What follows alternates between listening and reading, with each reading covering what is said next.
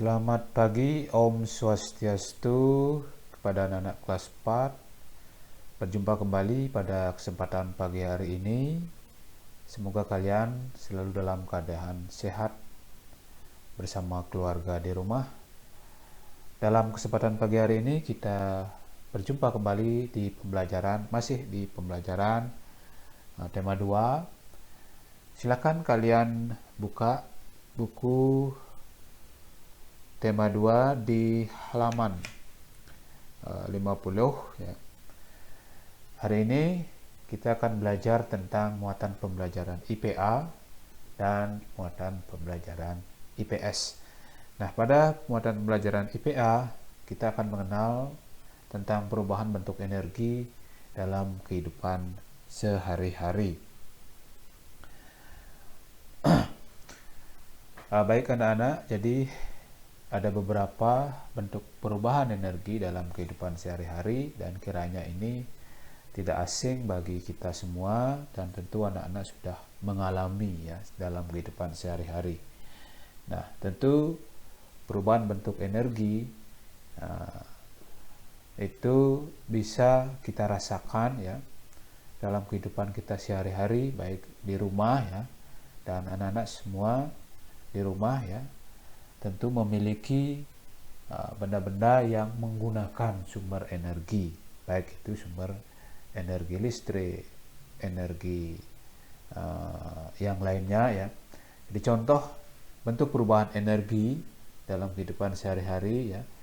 Jadi berbagai bentuk perubahannya ya dengan memanfaatkan sumber energi listrik.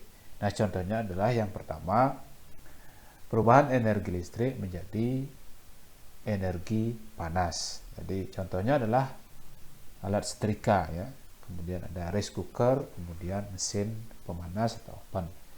Nah, gimana bisa dikatakan dari energi listrik bisa berubah menjadi energi panas? Itu biasanya ada pertanyaan seperti itu. Nah, ketika kita menyetrika pakaian ya, dari pakaian yang masih kusut sehingga menjadi rapi ya, maka kita menggunakan alat yang namanya setrika. Nah, kalau kita tidak memanfaatkan sumber energi listrik, kalau kita tidak menghubungkan kontak kabel dari setrika itu ke sumber energi listrik, maka tidak akan ada panas yang bisa dihasilkan oleh setrika itu sendiri.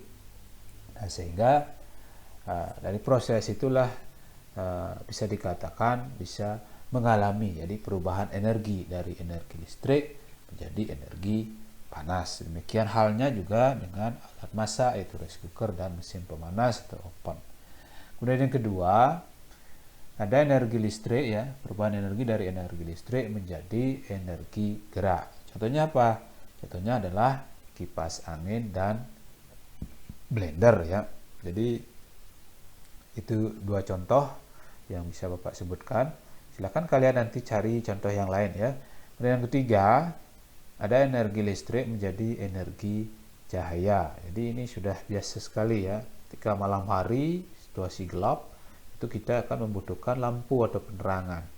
Nah, disinilah kita memanfaatkan sumber energi listrik dengan menghidupkan lampu pijar atau lampu neon. Nah, perubahan yang terjadi adalah dari energi listrik menjadi energi cahaya. Nah, selanjutnya yang keempat itu dari energi listrik menjadi energi bunyi. Nah, ada yang di antara kalian yang senang bermain musik atau bermain gitar. Nah, gambar yang Bapak buat tampilkan ini adalah seorang yang sedang bermain gitar elektrik ya atau gitar listrik.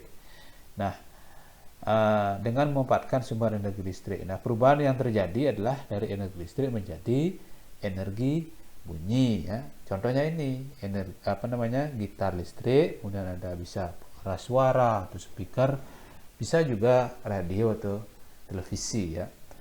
Nah, kalau televisi itu dari energi listrik bisa jadi energi cahaya, bisa jadi energi bunyi ya. Selanjutnya yang kelima, ada dari energi gerak menjadi energi listrik. Nah, contohnya apa? Contohnya adalah air terjun yang bisa menggerakkan generator atau mesin generator sebagai pembangkit listrik ya. Kemudian keenam, dari energi kimia menjadi energi listrik. Nah, contoh perubahan energi kimia menjadi energi listrik ini adalah baterai atau aki yang digunakan untuk menyalakan peralatan listrik. Jadi baterai yang dimaksud inilah misalnya anak-anak kalau punya apa namanya lampu senter di rumah yang belum menggunakan sumber energi listrik, biasanya dia menggunakan sumber energi yang bisa dipakai adalah baterai. Jadi baterai yang bisa kalian beli di warung ya, itu yang digunakan ya. Kemudian yang 7 itu adalah energi kimia anak-anak ya. Jadi energi kimia menjadi energi gerak ya. Contohnya ini ya, kenapa makanan ini ada nasi, lauk pauk ya, kemudian ada apa namanya ini dagingnya ada ya. Ini bisa dikatakan mengalami perubahan dari energi kimia menjadi energi gerak. Nah, kalau anak-anak apa namanya tidak mendapat makanan dalam satu hari ya, 1 hari atau 2 hari, apakah kita bisa beraktivitas? Tentu tidak ya. Tentu kita akan menjadi lemas, tidak ada sumber tenaga ya.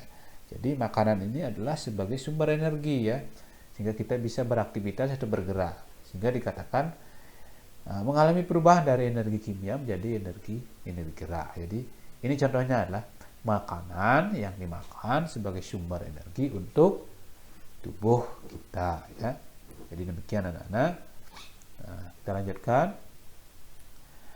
ke pemanfaatan hewan dan tumbuhan bagi manusia. Nah, kalau pemanfaatan hewan dan tumbuhan ini sudah masuk ke dalam materi muatan IPS ya. Jadi di tempat tinggal kita, tempat tinggal anak-anak, tentu ada berbagai macam jenis hewan dan tumbuhan ya, tanaman ya, dan tentunya itu bisa dimanfaatkan oleh kita sendiri ya. Contohnya hewan ya. Hewan itu bisa kita manfaatkan sesuai gambar yang Bapak tampilkan di sini adalah gambar sapi atau kerbau ya. Kemudian ini siapa ini ya? Mungkin ini kakeknya Gangga Witala ini ya, yang sedang membajak sawah ini. Seorang Pak Tani sedang membajak sawah dengan memanfaatkan sumber tenaga dari sapi atau kerbau ini. Ini yang dimaksud ya. Kita memanfaatkan hewan bagi kegiatan manusia itu sendiri ya, untuk membantu, memudahkan, meringankan beban pekerjaan manusia itu sendiri.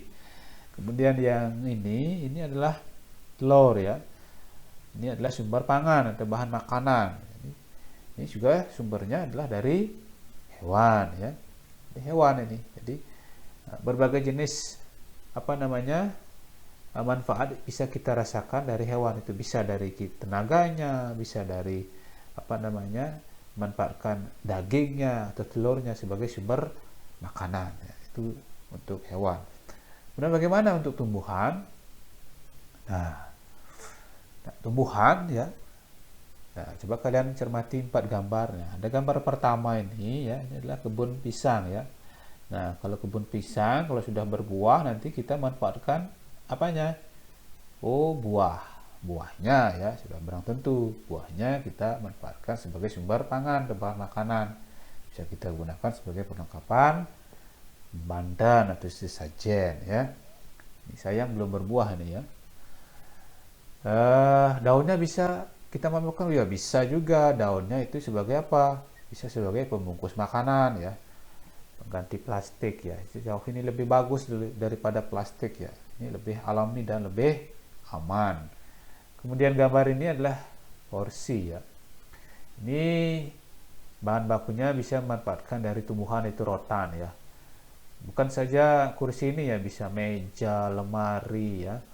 Kemudian kusen itu ya, bisa memanfaatkan dari berbagai jenis pohon, dari bahan baku ya yang ditebang di hutan jadi bahan baku menjadi bahan setengah jadi sehingga menjadi barang jadi, itu diolah ya. Kemudian yang gambar ketiga ini ya, nah ini gambar ini adalah karangan bunga ini ya, karangan bunga dari berbagai jenis tanaman bunga kemudian dimanfaatkan, kemudian dikumpulkan, diikat, kemudian bisa dijual, bisa menghasilkan uang. Tentu luar biasa nih, bisa bermanfaat ekonomis, bernilai ekonomi tinggi ya. Terakhir gambar ini ya, ini adalah berbagai macam jenis sayur ya, sayur-sayuran ini sebagai sumber bahan pangan atau makanan yang tentu diolah, dimanfaatkan oleh manusia atau kita sendiri sebagai sumber makanan, sebagai sumber tenaga. Jadi demikian anak-anak contoh pemanfaatan sumber hewan dan tumbuhan bagi manusia. Nah, selanjutnya jadi Bapak sudah menyampaikan materi video sederhana. Sekarang giliran anak-anak untuk berlatih menulis ya. Berlatih menulis. Silakan kalian buka buku tema 2 di halaman 52, kemudian ikuti di halaman 52 ya. Halaman 52 ya, ada tabel di sana ya.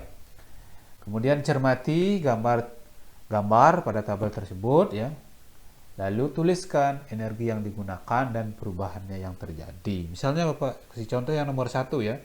Nomor 1 adalah gambar orang yang sedang menjemur ikan. Jadi kalian tidak usah buat gambarnya ya. Cukup kalian buat deskripsinya saja, itu menjemur ikan. Gambarnya tidak usah dibuat. Nah, yang kalian isi pada kolom yang kosong itu adalah energi yang digunakan. Energi apa yang digunakan untuk menjemur ikan ya, supaya ikannya kering ya. Kemudian, nah dari sumber energi itu terjadi perubahan energi menjadi energi apa. Nah, jadi seperti itu ya. Demikian halnya sampai nomor 4. Nah, semestinya Anda sana sampai nomor 7 ya. Jadi kalau kalian bisa menambahkan lagi 3 boleh. Kalau tidak bisa cukup sampai nomor 4 saja. Langkah bagusnya kalau kalian bisa menambahkan lagi ya. Nah, soal nomor 2, sebutkan minimal 3 manfaat hewan bagi manusia. Nah, sesuai penjelasan Bapak tadi, boleh kalian tulis itu kembali, dan boleh juga kalian mengambil manfaat yang lain yang sesuai dengan yang kalian amati, yang kalian rasakan di lingkungan kalian sendiri, di rumah atau di lingkungan kalian sendiri ya. Manfaat hewan yang dimaksud minimal itu 3, artinya paling sedikit 3. Boleh lebih dari 3 ya, tentu boleh ya. Kemudian terakhir nomor 3, sebutkan minimal 3 manfaat tumbuhan bagi manusia. Jadi sama ya, minimal 3, paling sedikit 3, lebih dari 3 juga boleh. Manfaat tumbuhan ya, banyak sekali manfaat tumbuhan bagi manusia, silakan kalian buat minimal 3. Baik, jadi demikian untuk hari ini, kegiatan pembelajaran hari ini. Silakan kalian berlatih di rumah, mengerjakan latihan yang Bapak berikan. Bisa kalian bekerja mandiri, bisa belajar dengan keluarga. Jangan lupa tetap jaga kesehatan. Selamat bekerja, selamat berlatih. Selamat pagi.